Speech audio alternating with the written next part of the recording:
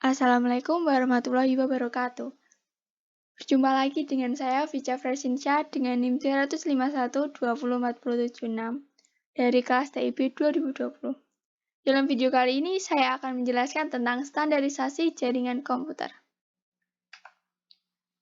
Yang pertama, ada protokol yang bekerja di OSI layer.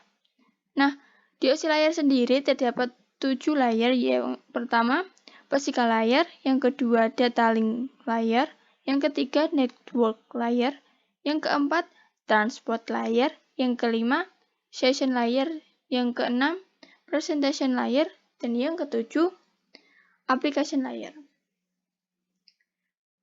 Dalam video kali ini saya akan menjelaskan dua dari OSI layer. Yang pertama, presentation layer, dan yang satunya lagi, session layer. Dalam presentation layer terdapat 3 poin, yaitu telnet yang berfungsi untuk akses remote masuk ke suatu host yang datanya berjalan dengan teks. Yang kedua, SMTP atau Simple Mail Transfer Protocol yang berfungsi untuk mengirim email dan data dari komputer ke server. Poin ketiga, SNMP atau Simple Network Management Protocol. Sesuai dengan namanya, manajemen, protokol ini atau poin ini digunakan untuk manajemen suatu jaringan. Kita beralih ke layer yang kedua, yaitu session layer.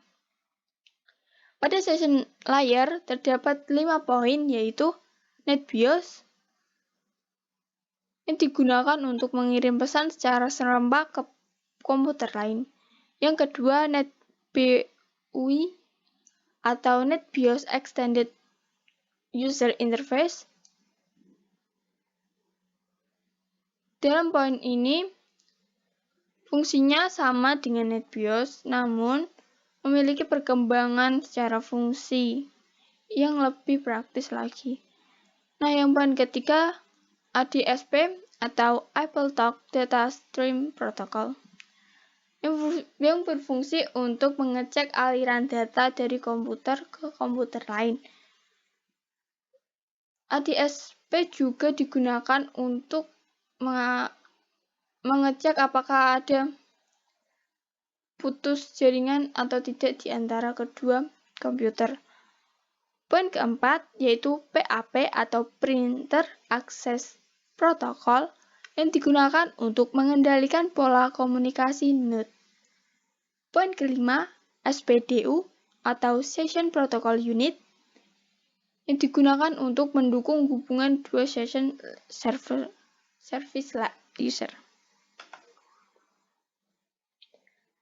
Nah, ada persamaan antara TCP atau IP dan OSI. Persamaan yang pertama yaitu sama-sama menggunakan layer dalam proses komunikasi data. Yang kedua, memiliki application layer. Walaupun tentu saja dalam TCP ataupun OSI memiliki fungsi yang berbeda. Yang ketiga yaitu memiliki transport dan network layer. Yang keempat, menggunakan asumsi pengiriman paket data secara paket switch dalam mencapai alamat tujuan. Yang terakhir, digunakan untuk memahami konsep dasar komunikasi data di jaringan. Sekarang kita ke perbedaan antara TCP atau IP versus OSI. Nah, bisa dilihat pada gambar ini. Di dalam OSI layer terdapat 3 layer yang berkaitan dengan aplikasi, yaitu application, presentation, dan session. Sedangkan dalam TCP atau IP hanya 1 layer, yaitu application layer.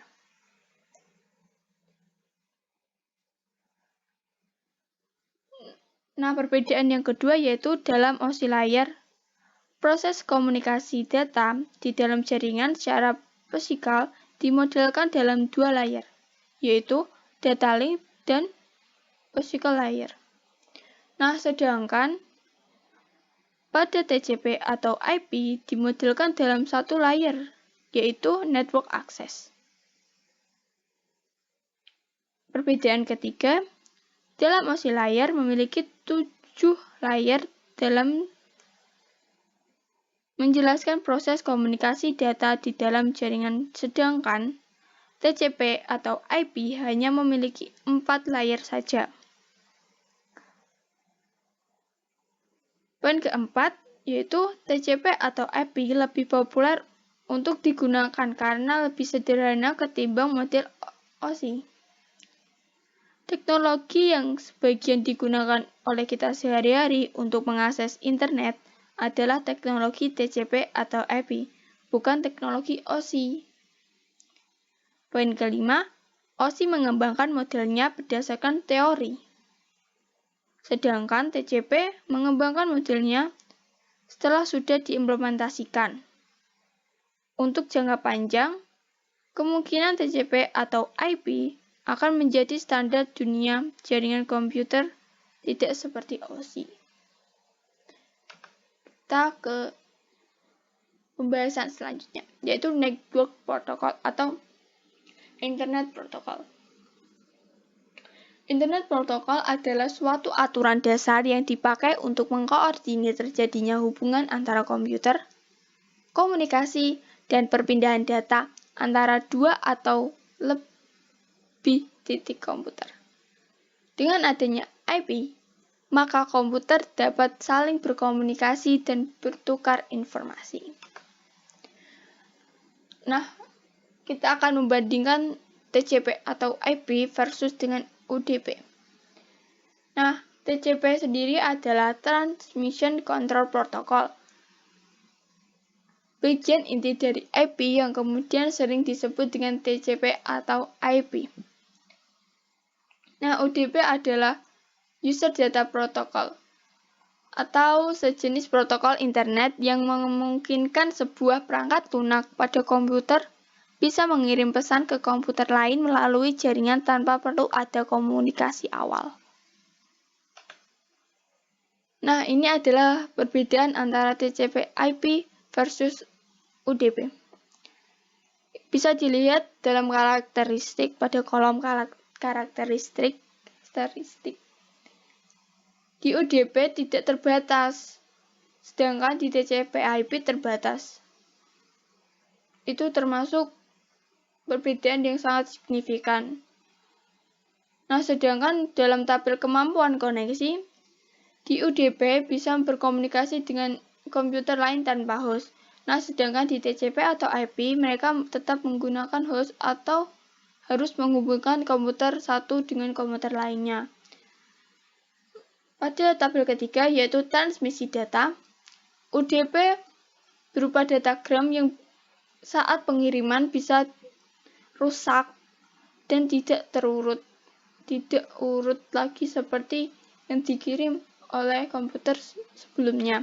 Sedangkan di TCP atau IP ada dua jalur, yaitu keluar dan masuk. Maka jaringan ini bisa dijalankan secara bersama-sama. Karena itu maka akan lebih efektif lagi. Nah, sekian dulu video kali ini. Terima kasih telah menonton video ini. Saya ucapkan terima kasih. Wassalamualaikum warahmatullahi wabarakatuh.